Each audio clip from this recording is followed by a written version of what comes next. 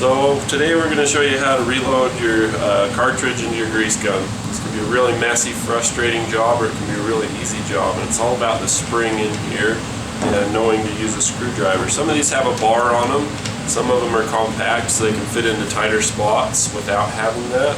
So that's the way that this one is.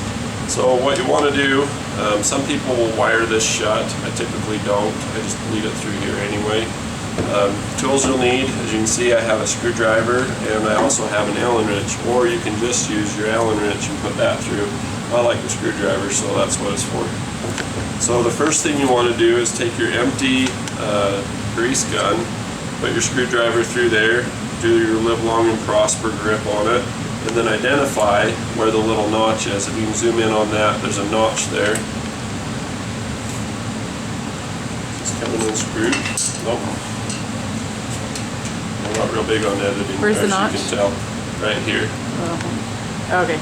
So what you want to do is you want to pull your spring back until you get to the little groove. Can you see the groove on that? Mm-hmm. So then you just put it off to the side and it holds your spring compressed. That's important because that spring is long enough to shove grease, with high pressure all the way up into here. The pressure comes from the handle, from this little piston, but it delivers it so that it'll push up into there. So you go ahead and get some paper towels. That's the other tool you'll need. And lay them out so that you can lay your different parts of the gun.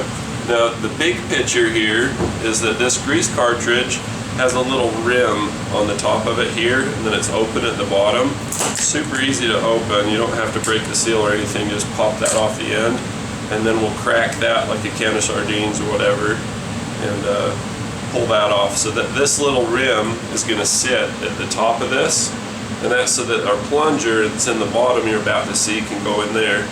So we're going to take this top cap off as a unit, and we're going to take this bottom cap off as a unit.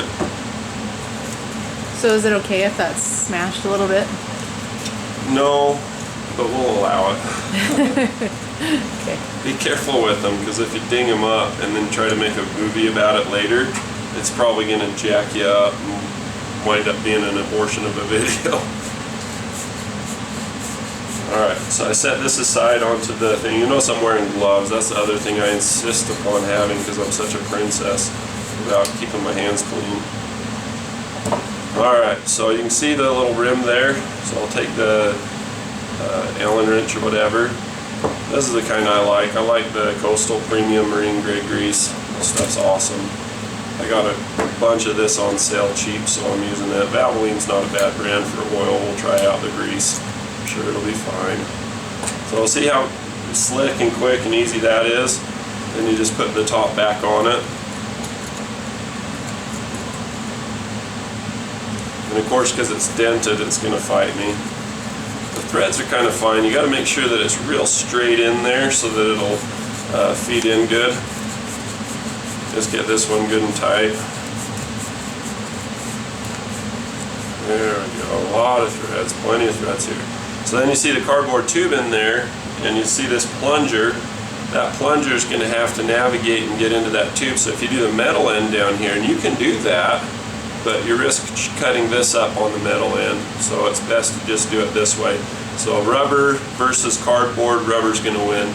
Rubber versus steel, steel's probably going to win. It's going to tear up your grease gun. You'll have to replace it with another one. So we'll go ahead and screw the bottom part of this into the thing here. Thought you were giving me some kind of visual clues there. Alright, here we go. So I'm not impressed with how few threads I got on that, and I don't want that to go flying across the room once I take the rod out of there, but looks like that's it. It is on. Maybe these are backwards.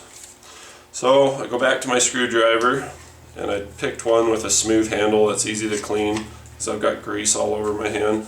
So I pull it back by this, grab this part, not this part, because if it does come off, you're going to be in trouble.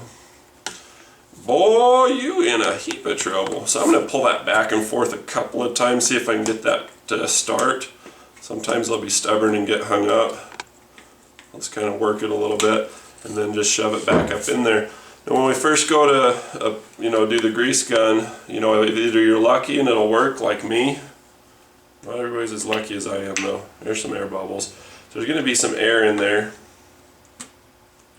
There's the new color. So we're good. If you find that it doesn't feed, then you'll need your Allen wrench. And you can uncap this. And what this does is there's an air cavity here from the metal part up to here. So you can pull this out. And then that'll allow your spring to push it up and it'll push the air out. So you pull this out a little bit. I keep one finger on the side and I keep downward pressure on it. And I'm going to rock my T-handle this way. When I do that, I just let the air burp out and then I push it right back in because I don't want to, lose and waste all my grease. But I'll just go like this and then just kind of wait for it or bang it on the table or whatever until the grease starts to come up and out.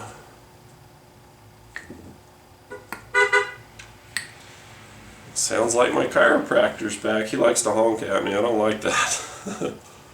Anyway, you put this back in and you're good to go. If you find that this isn't feeding properly, take the cap off and then do it a couple more times and you'll find success. Thanks for watching my video. If you like this video and want to see more like it, be sure to click the subscribe button.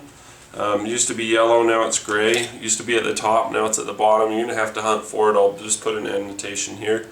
And thanks for watching. If you have any questions, leave them in the comments below. And as always, thanks for watching.